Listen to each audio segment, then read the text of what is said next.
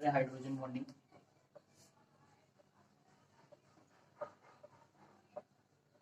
जैसा कि आप सबको पता है कि हाइड्रोजन बॉन्डिंग जो है वो कोई इनएक्चुअल बॉन्ड नहीं होता है, वो बेसिकली क्या होता है, फोर्सेस ऑफ अट्रैक्शन होती है। तो हाइड्रोजन बॉन्डिंग क्या होगी, फोर्सेस ऑफ अट्रैक्शन। बट ये जो फोर्सेस ऑफ अट्रैक्शन है ये होती है स्ट्रॉन्ग फोर्सेस ऑफ अट्रैक्शन, ठीक है। अभी कौन सी चीजें शो करती है, basically FON, the most electronegative elements of the periodic table show करती हैं, जिनमें से अगर इनका इलेक्ट्रोनेगेटिविटी लिखें तो ये इसका होता है 4, इसका होता है 3.5, इसका होता है 3। और नाइट्रोजन का जो इलेक्ट्रोनेगेटिविटी है वो नियरली जो है वो इक्वल टू होता है क्लोरीन विच इज 3। तो कई केसेस में शायद क्लोरीन भी शो कर दे, तो उसमें आपको कंफ्यूज नहीं होना कि क्या है, ठीक है। तो शो कौन से एलिमेंट करते हैं, FON वाले करते हैं। अब किसके साथ शो करते हैं, ये आपका मोस्ट इलेक्ट्रोनेगेटिव एलिमेंट है, उसके साथ आपका अटैच है हाइड्रोजन। ये फोर्सेस ऑफ अट्रैक्शन बनेगा किसके साथ, FON के साथ। May be in case of exceptional cases में Cl भी हो सकता है। तो इसे कहते हैं हम आपका हाइड्रोजन बॉन्ड, जो कि क्या है, फोर्सेस ऑफ अट्रैक्शन, ठीक है। तो कंडीशन एज सच मैं लिख नहीं रहा हूँ, ये क्या है क्या नहीं है, आपको पता चल जाएगी क्या है कंडीशन, ये कैसे बनेगा हाइड्रोजन बॉन्ड, ठीक है। समझ आ गई बात। अब क्या होता है, हाइड्रोजन भी बॉन्ड भी कई तरह के हो जाते हैं, लाइक इन केस H2O है और ROH है ना। अगर H2O में आप हाइड्रोजन बॉन्ड बनाओगे तो ये कैसा बनेगा, वो ये आगे किसी हाइड्रोजन से अटैच हो जाएगा, ये कुछ ऐसा बन गया, ठीक है। ये वाला भी किसी ऑक्सीजन से अटैच होगा जो कि फर्दर हाइड्रोजन से अटैच होगा। तो ये एक सीरीज से बन गई। बट इन केस अब अगर ROH की बात करोगे तो नो डाउट वो भी बनाएगा, बट वो किससे बनाएगा, उसके लिए अवेलेबल क्या चीज रहेगी, एक ही हाइड्रोजन रहेगा। जबकि यहाँ H2O में एक्सटेंट ऑफ हाइड्रोजन बॉन्डिंग ज्यादा हो जाएगी, बिकॉज 2 हाइड्रोजन अवेलेबल है हाइड्रोजन बॉन्डिंग बनाने के लिए। अब उसके बाद दूसरी चीज आ जाती है कि कितनी तरह के हाइड्रोजन बॉन्डिंग होती है, किस किस प्रकार के होते हैं, ठीक है। तो हाइड्रोजन बॉन्डिंग 2 तरह के होते हैं, एक होता है इंटरमोलिकुलर हाइड्रोजन बॉन्डिंग, जो कि हम मोस्ट फ्रीक्वेंटली पढ़ते हैं। दूसरी चीज आती है आपकी इंट्रामोलिकुलर हाइड्रोजन बॉन्डिंग, ठीक है। 2 तरह के इंटरमोलिकुलर हाइड्रोजन बॉन्डिंग और इंट्रामोलिकुलर हाइड्रोजन बॉन्डिंग। सबसे फ्रीक्वेंट रहता है आपका intermolecular hydrogen bonding. Intermolecular hydrogen bonding में क्या होता है, इंटरमोलिक्यूल मींस डिफरेंट मॉलिक्यूल के बीच में, जैसा कि हमने अभी H2O या ROH के केस में किया, क्या जाता है, ये डिफरेंट कंपाउंड के डिफरेंट एलिमेंट्स के बीच में होता है। क्योंकि अगर एक ही सेम स्पीशीज के बीच में हो जाए तो उसे हम क्या देते हैं, intramolecular hydrogen. Intra means with in the same compound, अगर इंट्रा हाइड्रोजन बॉन्डिंग हो जाए, लाइक इन केस में ले लीजिए ऑर्थोनाइट्रोफिनोल आ जाता है। ऑर्थोनाइट्रोफिनोल में क्या हो जाएगा, इसके बीच में हाइड्रोजन बॉन्डिंग बनेगी और इसे कहेंगे इंट्रामोलिकुलर हाइड्रोजन बॉन्डिंग।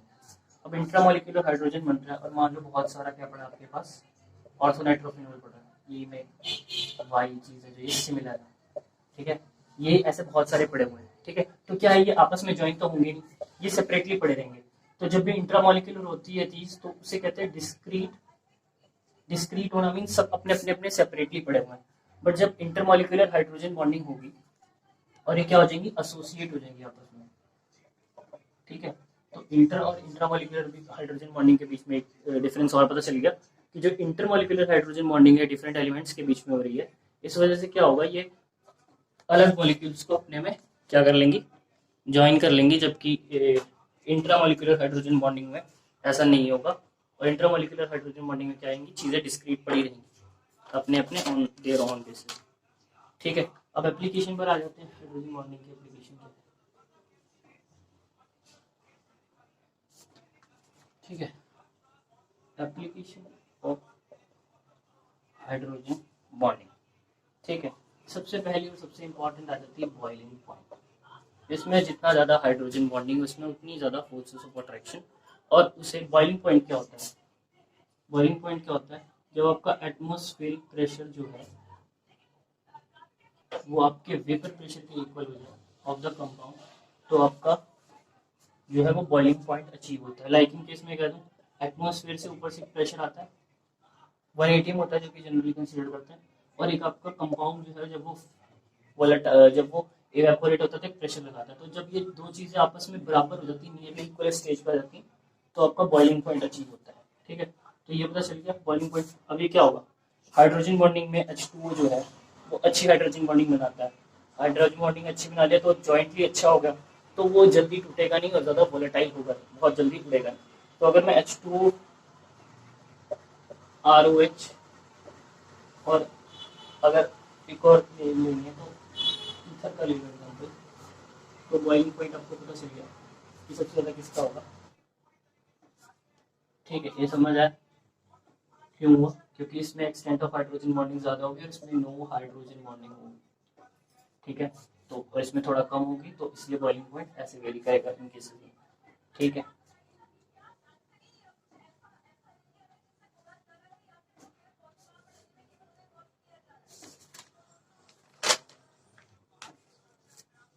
अब एक और चीज़ आ जाती है, बॉइलिंग पॉइंट कई बार आपको ना वेरी करती हुई नजर आएगी, क्योंकि बॉइलिंग पॉइंट जो बेसिकली हम जहाँ पे हाइड्रोजन बॉन्डिंग नहीं होती वहाँ किससे बात करते हैं, बॉइलिंग पॉइंट जो होता है वो आपका सिंपल केसेस में vendor wall forces of attraction पे डिपेंड होता है, जो कि बेसिकली हम लेमैन में कह सकते हैं कि मास पे डिपेंड करते हैं। कितना मास है उस कंपाउंड का, उसमें उतनी ज़्यादा बॉइलिंग पॉइंट होगी। ठीक है, और मास से भी ज़्यादा हम कह सकते हैं कि साइज पर डिपेंड करेगी। तो दो चीज़ें क्लैश हो रही हैं, एक आपका हाइड्रोजन बॉन्डिंग है और एक आपका वेंडर वॉल वाला कंसेप्ट है। तो बॉइलिंग पॉइंट दो चीज़ों पर डिपेंड कर सकती है, सिचुएशन वाइज हम लोग उसको डिसाइड करेंगे। अब जैसे यहाँ पर हाइड्रोजन बॉन्डिंग पॉसिबल है, HF है, ClH है, फिर BrH है। ठीक है, तो मैं हमें पता है कि मोर इलेक्ट्रोनेगेटिव एलिमेंट, तो इसमें तो हाइड्रोजन बॉन्ड होगी नहीं, तो अगर हम इसे कंसीडर ना करें, HF OH और NH की बात करें, ठीक है, तो ये हाइड्रोजन बॉन्ड बनाएंगे किसी एक्स के साथ, ये भी किसी एक्स के साथ, तो उसकी स्ट्रेंथ जो हाइड्रोजन बॉन्डिंग की होगी सबसे ज़्यादा वो किस में होगी, ए में, फिर बी में, फिर सी में, क्योंकि हाइड्रोजन बॉन्डिंग का कंसेप्ट यही कि कितना ज़्यादा इलेक्ट्रोनेगेटिव एलिमेंट हो। बट अगर बॉन्ड लेंथ की बात करते हैं इन दोनों की, ठीक है,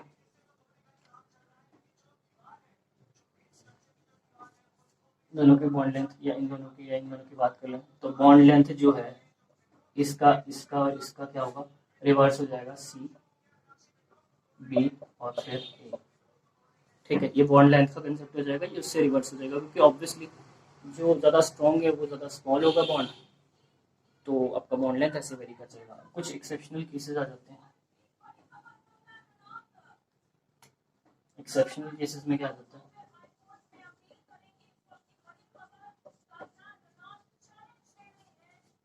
आपका अगर सिंपल ग्रुप में बात करें, ठीक है, तो आपको लगता है कि दो चीज़ें चल सकती है, अगर मैं NH3 है, PH3 है, ASH3 है,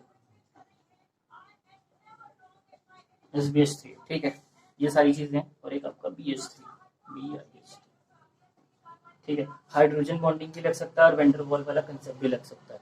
ठीक है, तो अगर मैं सिर्फ वेंडर वॉल वाला कंसेप्ट फॉलो करूँ, क्योंकि यहाँ तो हाइड्रोजन बॉन्डिंग सिर्फ इसमें होगी, बाकी में नहीं होगी, तो ये कुछ ऐसे जाएगा, क्या चीज़, बॉइलिंग पॉइंट कुछ ऐसे जाएगा। बट क्या होता है, एक्सेप्शनल केसेस की वजह से, होने की वजह से, क्योंकि हाइड्रोजन बॉन्डिंग है ना NH3 में, ये गलत हो जाता है और ये आपका हाइड्रोजन बॉन्डिंग का टैली हो जाती है ASH3 और ये आपका NH3, बाकी सब जो है वो सेम रहेगा। जो आपका ये बेस है वेंडरवॉल पे, ये हाइड्रोजन बॉन्डिंग कंसेप्ट पे, और ये वेंडरवॉल पे ही है। ठीक है, ये चीज़ होगी। अब दूसरा केस आ जाता है वैसे ही आपका ऑक्सीजन में, इसमें क्या कहते हैं अपना ऑक्सीजन फैमिली में। ऑक्सीजन फैमिली में क्या होता है, ऑक्सीजन सबसे ज़्यादा यूज होता है,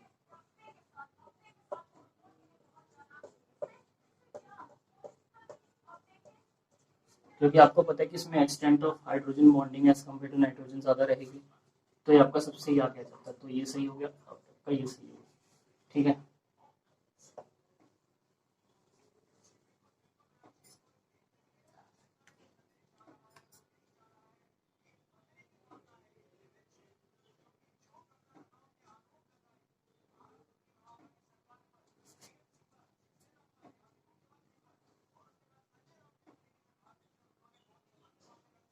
उसके बाद अगर हम लोग ले लेते हैं HF, क्लोरीन, ब्रोमीन, आयोडीन।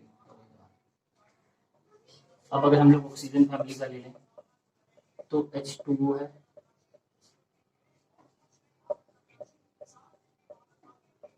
आपको पता है नाइट्रोजन के कंपैरिजन में ऑक्सीजन में सबसे ज्यादा क्या हो जाता है, हाइड्रोजन बॉन्डिंग हो जाती है। तो ऑक्सीजन में हाइड्रोजन बॉन्डिंग का एक्सटेंट ज्यादा होगा, इसलिए बॉइलिंग पॉइंट क्या होगी, वेंडर वॉल को डोमिनेट करके ये सबसे ज्यादा बॉइलिंग पॉइंट, फिर आपका नॉर्मल कंसेप्ट वेंडर वॉल वाला चलेगा। ठीक है, तो ये बेस हो गया हाइड्रोजन बॉन्डिंग पे, और ये आपका बेस हो गया किस पे, वेंडर वॉल वाले कंसेप्ट पे। ठीक है, उसके बाद ऑक्सीजन के बाद आता आपका आता फ्लोरीन। फ्लोरीन में भी एक्सटेंट ऑफ हाइड्रोजन बॉन्डिंग ज्यादा होगी बहुत। ठीक है, तो उसमें भी कुछ ऐसे ही ट्रेंड हो जाएगा क्या, फ्लोरीन, क्लोरीन, ब्रोमीन और आयोडीन हो गया। तो ये HF में क्या हो गया, सबसे ज्यादा हो गया बॉइलिंग पॉइंट, फिर आपका HI, HBr और फिर HCl, बिकॉज ऑफ ये वेंटर वॉल की वजह से और ये हाइड्रोजन बॉन्डिंग की वजह से।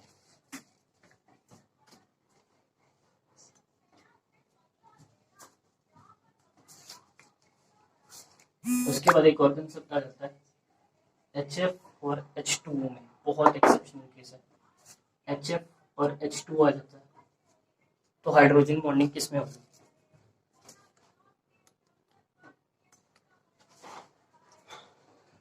HF और H2O में हाइड्रोजन बॉन्डिंग जो है वो इसकी ज्यादा होती है। अब क्यों होती है, लिंक पॉइंट, क्योंकि अगर आप हाइड्रोजन की तरफ देखो तो ये एक O से जुड़ सकता है, ये एक O से जुड़ सकता है, बट ये 2 H से जुड़ सकता है, तो टोटल हाइड्रोजन बॉन्डिंग हुई 4, क्योंकि इसमें लीनियर हाइड्रोजन बॉन्डिंग होती है। बट जो आपका HF होता है ना, ठीक है, जो आपका HF होता है वो कुछ ऐसा बनाता है हाइड्रोजन बॉन्ड, ठीक है, जिगजैग हाइड्रोजन बॉन्डिंग होती है। तो इसकी वजह से इसके 2 हाइड्रोजन बॉन्ड ही पॉसिबल है, जिसकी वजह से ये वाला एक्सेप्शनल केस जो है वो एमर्ज होता है। यहाँ इलेक्ट्रोनेगेटिविटी देख रहे हो, डोमिनेट कर जा रही किस चीज को, way of arrangement of hydrogen bond.